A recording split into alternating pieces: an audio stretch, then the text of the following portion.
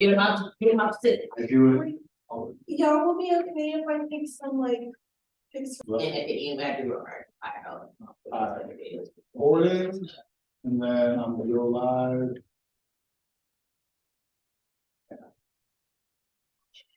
We think out here, good luck, guys. If anything goes on fires, can grab me. So Jay, you're not going All on. good now. Where is this? Mhm.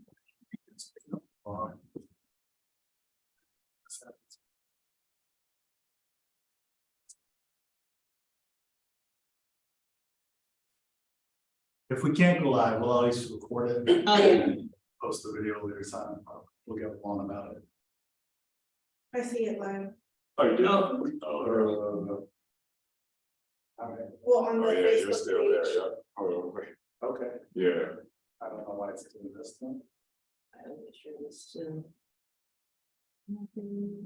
Alright. Yeah.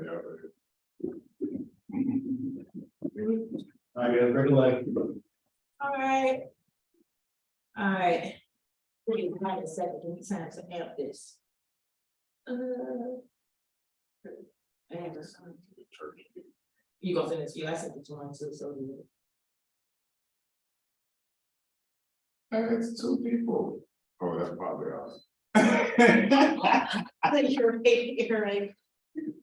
That's why I did my listen to it.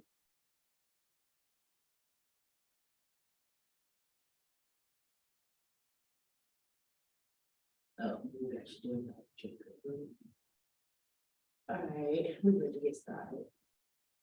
I had to make sure I share everywhere. All right, good morning. Welcome to Ivy's Corner. I know y'all haven't seen me in a while, so happy new year. It is Black History Month.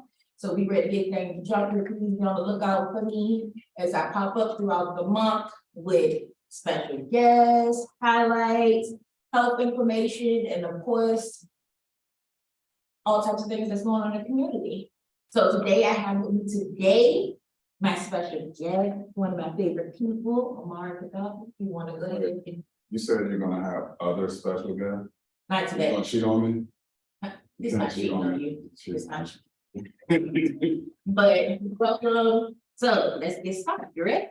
Sure, Let's I'll go. introduce myself. Go ahead. Um, I'm Omari. I usually just prefer my first name. You know, government name and stuff. But yeah, I'm Omari. I'm a community organizer. I guess I'm an activist. I was given that title by the community.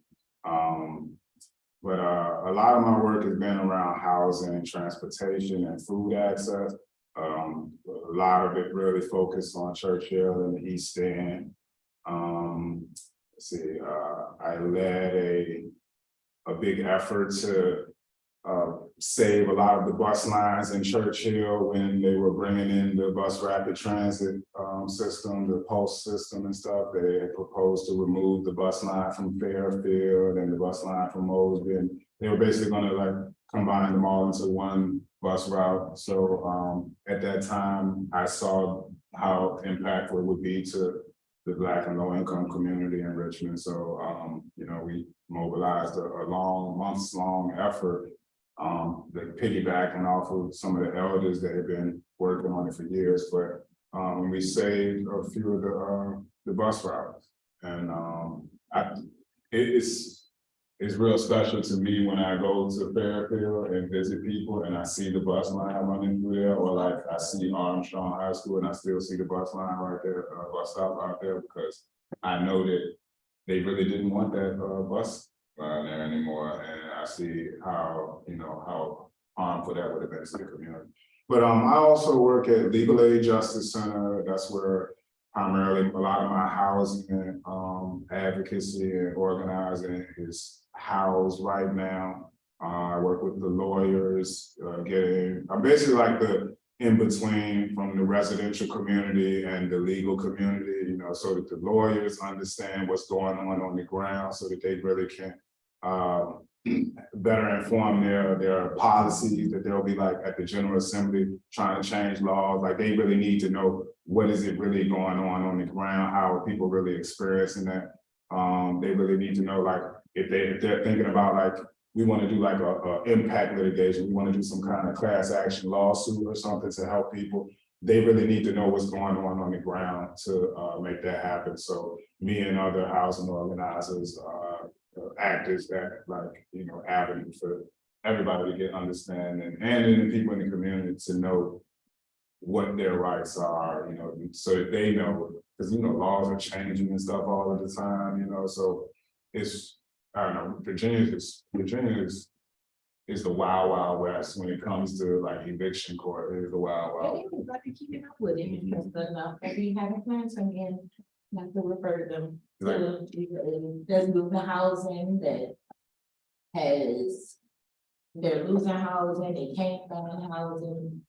Landlords have changed rules and all types of things. Yeah, and it's really crazy. I know this, we kind of, I hope it's all right with getting into this discussion. I mean, if you get to the questions there, but no, it is really crazy because like while people are thinking like that it's just an issue of poverty and people not being able to afford their rent and things like that, it's like landlords are able to take advantage of the situation right now. That the need is so high.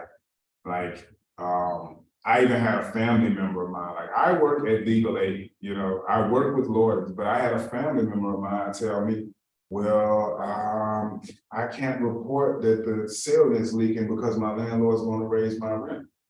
And that's true. You know, and there's because you have. Because you're a troublemaker, you're not one that they can just run over. Like you're making them do their job. You know, some landlords, you know, I think most, you know, but yeah, it's just kind of crazy that landlords are able to take advantage of the situation. Like it's like, well, we don't have to, you know, do any repairs over here because we know that there's somebody waiting who ain't gonna make me do any repairs. There's somebody waiting to get in there, and it's just all kinds of stuff like that going on right now. It's really. It's a bad situation. City for renters, definitely. So we all know who to hit up with. Yes, my number is 434-422-2264. Yeah, you can text me. People text me all, call me in all kinds of hours and stuff. And yeah, I'll see if I can, you know, get you some help. Yep, and if you can't reach him, always contact me. I'll be the resource / certified community health worker here at the VCU Health Hub, and I will put you in contact with him. I definitely will, thank you. Don't worry. But yeah, I've known Ivy was like yeah, forever, over 10 years. And we used to work. We did some organized. Well, you're still on. You're in the back, but he was not having it. I have help with the bus stuff, with the flyers, with Justice Alliance. Justice Alliance, so that's an organization that. Anytime he need me, I want to be with Justice Board, all this type of stuff. Because when he calls and I'm like, what? Yeah, you can do this. Yeah. Set up because he already planned that I'm gonna do it. Because he set the dates and I show up. She's a community superstar. And this is actually, I'm really proud of you for stepping into this role. It's kind of more in the forefront than you usually like to be, but you're doing good over here. You're looking good, doing good. That's true. But thank you for being here. Right, we're gonna do a commercial break for the health hub. So what we offer here, what we're gonna do, the commercial today is about the Richmond Health Wellness Program we offer here. The services they provide are, well, no, I have to read all the time, don't judge me. Managing managing high blood pressure, diabetes medication, health education, healthy eating, smoking cessation, staying socially connected, wellness goals, obtaining eyeglasses, which means you get free eyeglasses as long as you have a prescription, less than 1 year old.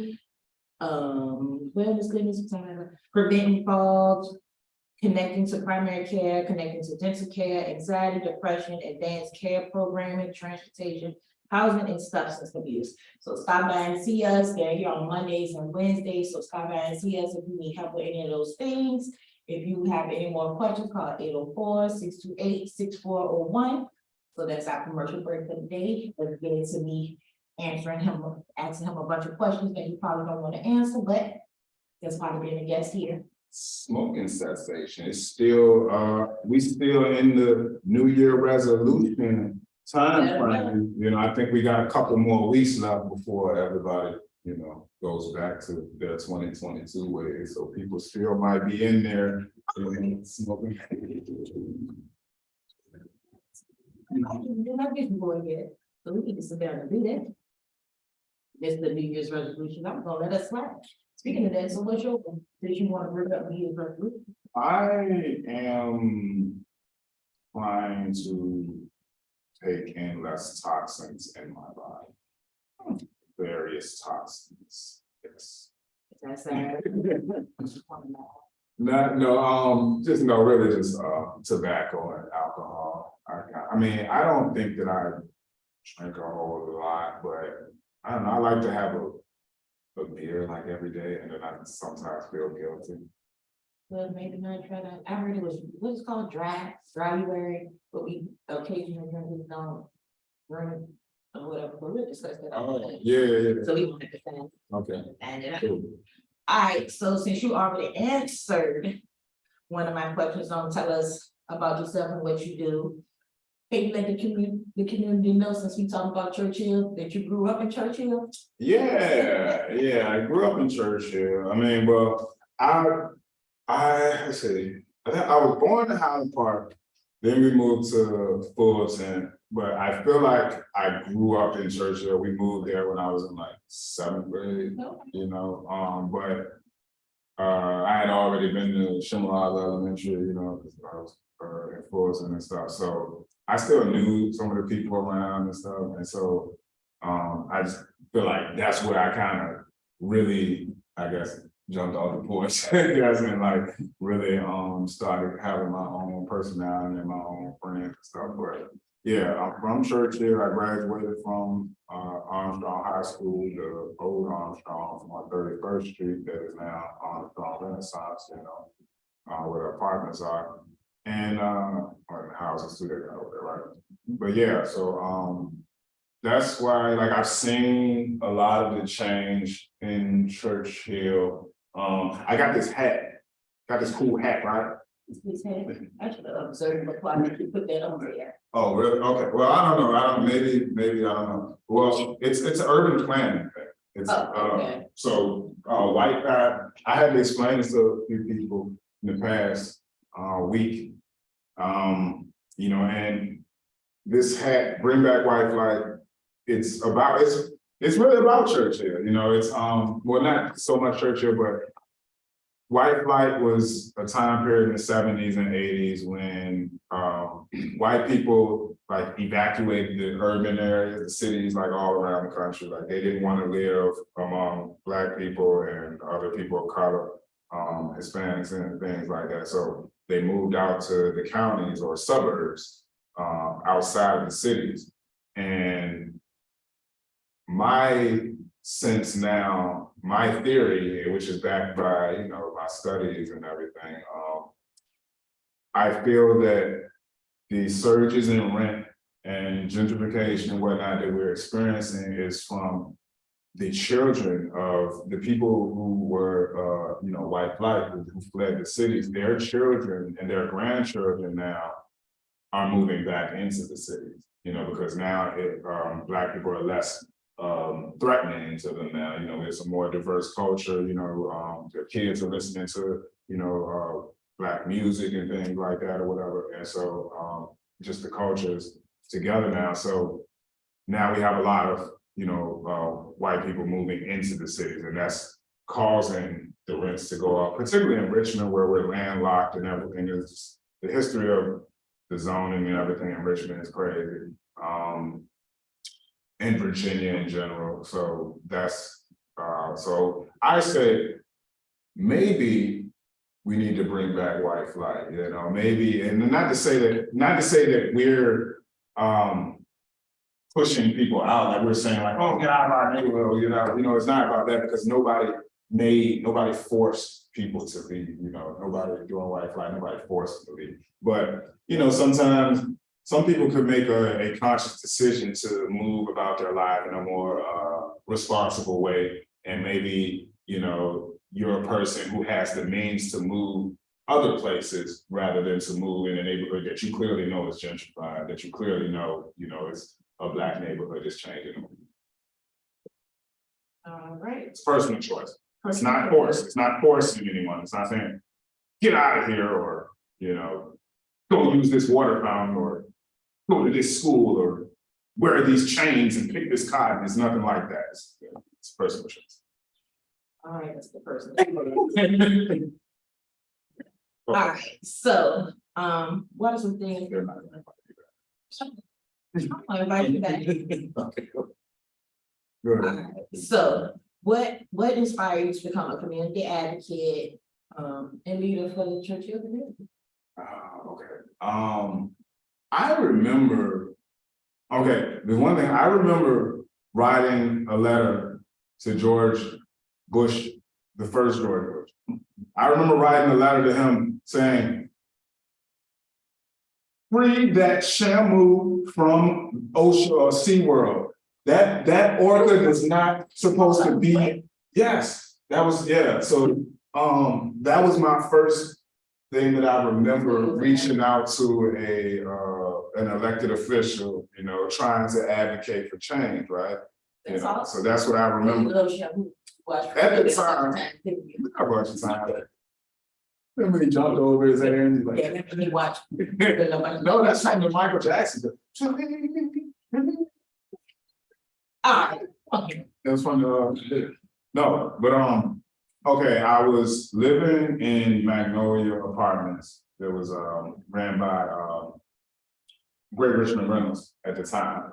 And this is around like 2015, I moved there, and I just noticed that, the conditions were bad, and, there were stairs that were in disrepair. It was an alleyway that had deep potholes and stuff in it, and cars were getting messed up. The dumpsters were always overflowing. And then there was this one moment where someone had told me that, about some kind of like unlawful charge that was on their rental account. And they just kind of felt like, well, I'm just go ahead and pay it, man. I'm tired of dealing with these people, whatever. And I just didn't like that. Like, I didn't like that people didn't know their rights in the community, that people just would allow them to do that stuff, and people felt like that they had no voice. And so I just started going, I made up a form and I went door to door. There was 64 units in these apartments, 8 buildings, 8 units in each one. And I went door to door to like maybe a third of the community. I went to different buildings so that I could show that the issues were widespread, whatever. And people didn't let me come into their apartments, and we just noted everything that was wrong. And I reached out to Ellen Robinson, Councilwoman Ellen Robinson. I reached out to code enforcement and this LeVar Stoney's administration and stuff. And we just ended up getting changes going. We got a meeting at that time. Housing Opportunities Made Equal, Legal Aid, NAACP was there. And that was kind of like how I started establishing my relationship with these people, these different entities. And we ended up getting some change. We started getting new lighting in, and got, Department of Public Works, I guess they were like cutting overgrown shrubbery and everything.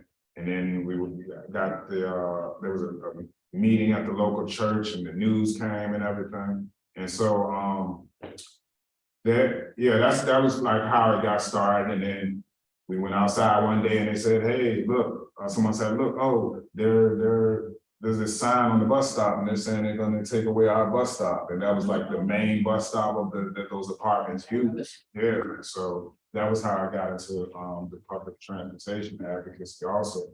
And then I started seeing that there was like a connection between housing costs, food costs, and transportation costs. Because if you really think about it, like your transportation, like you can't really do anything without your transportation, whether that's you getting a ride from somebody, whether that's you're paying a lift. There was no lift at that time, was it? But was there a lift?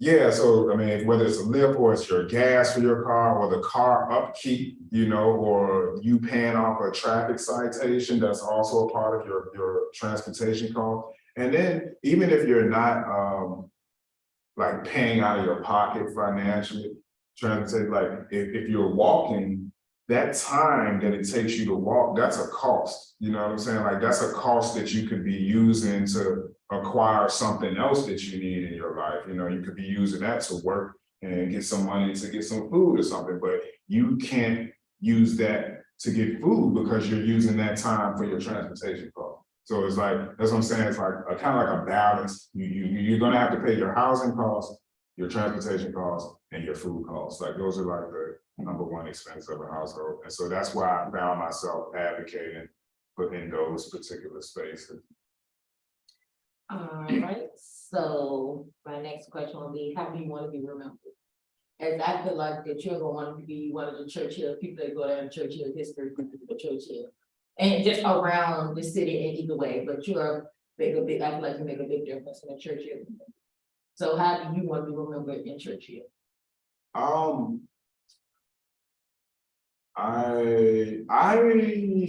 want to remember. Wow. Okay. Because it's kind of like, you know, you kind of like toot your own kind of thing. And I don't want to do that. But well, okay, so what we do have, okay. I'm gonna toot on a little bit right now. Okay, so the organization that I run, we own a garden, like we own a piece of land in Mosby, you know, right at 2102 Rich, right, right there at the corner of Red and Coast, and I am not aware of too many other like Black owned gardens like that are like really owned by a Black person, that are managed and led by Black people. You know, other gardens in the city that they may be very nice. And I've done some work in other gardens around the city, but they weren't owned by a person of color. They were either owned by, you know, a white person, or they were city-owned property. And so the goal of us acquiring that piece of land, it's just really crazy because we've done everything that we set out to do over there, and it's still going better. Like we're doing the farmers market weekly, you know, when stuff is in season. People feel comfortable coming over to that green space and just hanging out with their kids. They feel they can send their kids over there and feel comfortable knowing that they'll be safe. And just to cut you off, who are the lead there on the Richmond Food Justice Alliance, yeah. And so, yeah, Richmond Food Justice Alliance. You can see them on Instagram at RBA Food Justice. It's on Facebook also. But I guess like when I think about like a legacy, I think about like spaces like that, or just people continuing the work. Like eventually, I feel like I'm a little behind on this, but we really need to be bringing up the younger people to do the kind of things that I do and that my colleagues do. Like what I want to do is to start, because I have this knack for messaging things in the way that for a particular audience, you know, to receive it better. And I want to be able to like capitalize on like you see like right now, things are all about video and media content, video content for social media. And I want to be able to use that to show people like how to get engaged with their policymakers. You know, like how do I find this information? Like if I see that there's a zoning, let's say there's a sign there and says, oh, we're thinking about rezoning this. I want people to be able to see that sign and know how to go to the computer, you know, and find out what are they talking about on that zoning sign? Like, what are they trying to do? And how do I go and speak for it or against it? How do I, you know, let people know how I feel about this sign that I see in my community, you know? So, I wanna recreate a bunch of needs. Something like that. And families and kids. Yeah, right, There's so many use. yeah. All right, so you answered one of my questions already, how do you hope to inspire others? So you already explained that. So tell me, what is one of the biggest quotes that you live by? The biggest quotes. Yeah. I have a few of them. I Those two. think the one that came to my mind was always assume positive intent. Okay. And I learned that from a supervisor at Amazon. He was a guy who used to be in the military. He was I think he was like I think he had been like Iraq and Afghanistan or something like that. But he that was just one of the, I don't know, it's just kind of crazy that sticks with me, like out of everything he said. But so the way that it shows up for me is like, as a community organizer, you know, I'm engaging with a lot of different types of people, a lot of different personalities. Sometimes people are angry, sometimes people don't want to talk to you at that moment, you know, and so I try to like always assume positive and assume that this person is not trying to hurt me, they're not trying to be rude, they're not trying to be mean, you know. So if I assume that they mean well, then I can kind of like I can kind of recognize that, well, it's something else that's upsetting them right now. You know, they don't really want to be upset right now, or they don't want to be, you know. So that's one thing. I assume positive intent. And my mom told me this one thing. It's crazy, like, you know, when you get older, stuff that your parents was telling you, whatever, you get older, you see that it was true. She said that there's always somebody, well, she said it in kind of a rhyme. Whatever you do, there's always somebody watching you, you know. But That does. yeah, it's true. Yeah, it's like even when you don't think it, you know, like it could be, you could be walking down the street doing whatever, and you might look up like downtown and you look like 6 stories up and you see somebody looking at you through the window. You know what I'm saying? You weren't even thinking about it. Right, that you didn't think was there, right? Exactly. Or like, you know, there's cameras on the traffic lights and everything, you know what I'm saying? And then even like if you're in the community, like there might be a youngster, you know, watching you, you know, where you don't think they're watching. Yep. All right, so 2 more questions. This is one of the 2. If you were given $1 million to change something in the community, something that only in this church community, what would it be? Oh, if I had $1 million, oh, the garden would be a world-class garden. Oh my God, it would be like, we might have trolleys like coming from, you know what I'm saying? We might have like a trolley coming from right the garden, bringing people to the grocery store or something like that. You know, like the kind they have in the fan when it's like people just chilling, like not the trolley, but like one that's like uncovered, like a little train, little, you know what I'm saying? Like some little thing in the summertime or something like that, you know. We nice planters in the front, like yeah, man. And I actually Bonsicores, what's going on? Like, you know, I'm actually gonna BBCU. Well, you know, in case they're watching.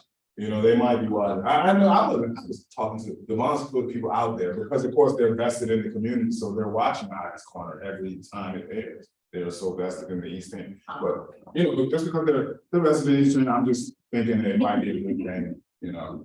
They got this great facility, you know, over there. Oh, yeah. It's great, you know, and you know, they said that they want to invest into East End. Okay. You know, that yeah. Right, so, correct. But I think that they want the opportunity to move in an equitable way, and I think that would be a good thing they could do, because we are confronting all of those social determinants of health down there. As far as like food access and then people's satisfaction with their community, having an impact on their mental well-being and the green spaces over there and the youth having someplace. So yeah, I think that it would be good for a good move for them. But anyway, moving on. BCU. Let's come back to BCU. Mhm. Anything that is said here is not part of Abby's corner. It has nothing justifiably to do with BCU.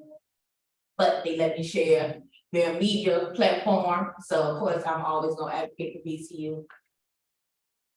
Wow. And so my last question of the day is, what does Black History Month mean to you?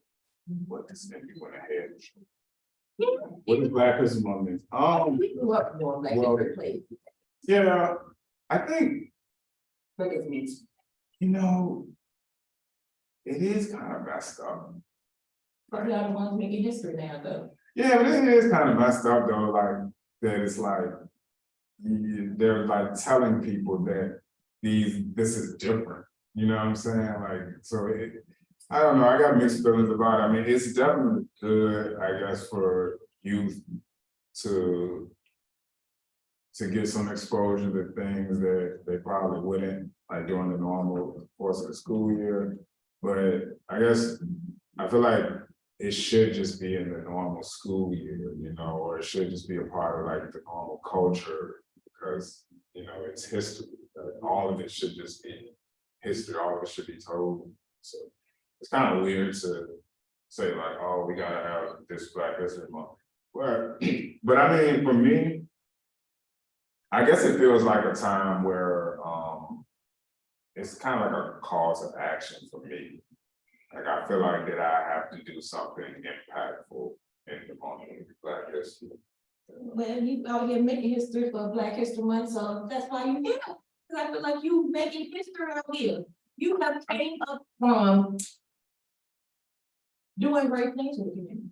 I've never seen nobody advocate like you do. And you always want to include people in the community. It ain't like you just one of the people that's coming out the community. They're like, oh, I need you guys, and you showing that you here. Yeah. And you bringing the people in. Appreciate it. Yeah, I tried.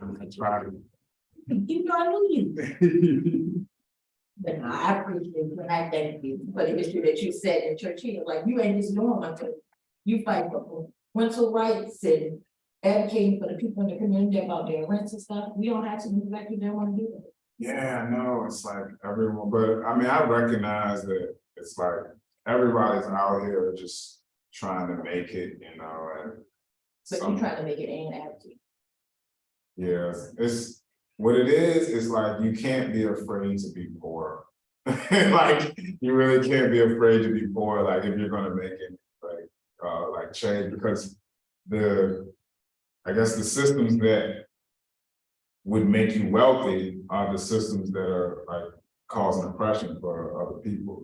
So They don't know what it's like to live on the advocate side. Yeah. They see the great things, but they don't understand yeah, to go along with the great things. But you are awesome to me. One of my favorite guys that's fighting for the city, that's fighting for the community. And I appreciate you coming and let me do this interview to kick off Black History Month. My first guest. Black History Month. Oh, yeah, tell us, you got anything else you want to tell us to show the community? Well, I just got a message today that it's yesterday.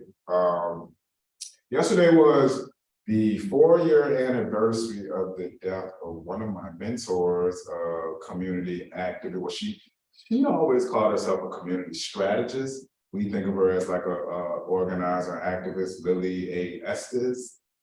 Passed away 4 years ago yesterday. Yeah. And it's just, I don't know, it's crazy going back thinking about that. It was such a crazy time in the country, and just in Virginia, you know, like right after she passed on January 31st,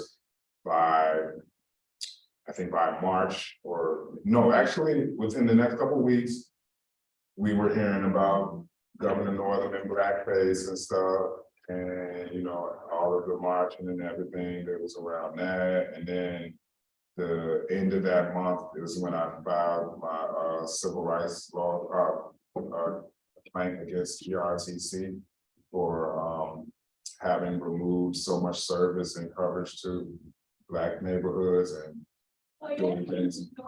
Got put up in the top of Mosley, they had to walk from Yeah. the all the way down to MLK schools to get out the neighborhood and back into it. Yeah, well, they were going to, like, I don't think they ever did, but there was a proposal to. But it was never up at the top though. Yeah, well, since I was living in this area, you know, over in that area, it was. I know there used to be a dedicated Mosley bus though, Yeah, it used that to is be. no longer there, yeah. And then they made it so that the Wickham bus So also. all moves the way, into- yeah, it did, Yeah. it didn't run like the regular bus, Right. it ran like a specialty bus. And then that's what they were gonna remove that, like, it's so crazy. Like, that is crazy, like, to think that people would have had to walk from the back of Accommodation Street, like, all the way, like, it's crazy. But these days, make these decisions, looking at maps and stuff, but they don't really, in the neighborhood. But I'm sure it's the appreciated you for to keep it. Mm. Because- I mean, a lot of people probably don't know, you know, they don't know. I don't know about us being on Accommodation Street, so I'm gonna just say thank you for fighting for to keep the bus. Like, nobody knows that, you know, we saved the Mosley bus, the Fairfield bus. I think, the Oakwood Village, they were gonna take the bus from out of the apartments on the Oakwood. I mean, some people know, some people don't, but it's okay. But if you want for you to value your 42, it means don't put it in the ticket. Stop it. You wouldn't be here. People wouldn't be able to. That's the words. So you are definitely appreciated for that. Thank you for being a hero in my Black History book. Yeah, might as well. All right, so that's our first part of Abby's Corner. My first guest of the month. It's exciting. If y'all see him again before the end of the month, just know that I just invited him back for us to do a highlight. Oh, you can do that. I got somebody, I think we should do the highlight for them, because they're not coming in to be a guest, but do a highlight, because I met them for you. Okay.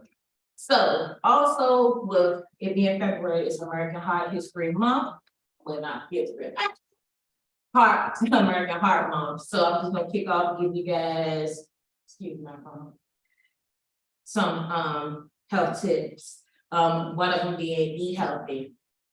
Like I said, it's a garden over there in Mosby to check out, because sometimes they have the great fruits and vegetables there, and you receive snacks and all. Yes. And if you got snacks in it, you go there get some good fruits and vegetables and greens. We'll be starting in May. I think, May? yeah. So they be back out there in May. It's all seasonal food, you know, we don't transport food from thousands and thousands of miles away, contributing to, you know, pollution and everything, everything's local. Awesome. Also, we gotta get active. You wanna do an exercise class, check out Fitness Warriors. They are here on Tuesday at 10 a.m. 10 a.m. Awesome class. They do some exercise. Let me tell y'all, I'm seeing the beat. I said I'm doing the class because what they not gonna do is put me to shame, but be active. You gotta come check that class out right now. It's not good. They don't put me to shame. Stay at a healthy weight, but you know, as Black people, what we call a healthy weight for us is not a healthy weight for everybody, but for everybody. Make sure you, I need eat to and be stay a active. weight. I'm skinny. We're not gonna do this. This is a great show today. Also, we wanna do update, let's smoking cessation, stop smoking. Is this what this said? Yep, quit smoking and stay away from secondhand smoke, so that we don't still be smoking cigarettes. Consider that we. Oh, but he don't smoke cigarettes, so that's, No, not anymore. yeah, not anymore, we on flyers, so if y'all ever see flyers. We are definitely lit. Don't smoke. Drink alcohol in moderation. In moderate, is that what it said? That's what I'm saying, wait. I think like, Drink alcohol only in moderation. probably like once a week, how would that be? Okay, in moderation, whatever it is, but whatever you think moderation, don't do more than 2 beers a week. Just do the one. Then we also got manage your stress. If you feel stressed out, bag a friend, do self-care, do something, but manage your stress, because stress is real these days. And control your cholesterol and your blood pressure. So, with that being said, we are coming to an end. Anything else you need to say? No, thank you for having me. Thank you for Appreciate coming. It's going. Yeah, so look for him again this morning, because I think I'm having bad. I can't show favoritism, so, but I might this month. But thanks for coming, thanks for tuning in. If you have any questions, found out a help hub on anything. Also, you can leave a message on the VCU Help Hub page or on this post. All right, see you guys next time.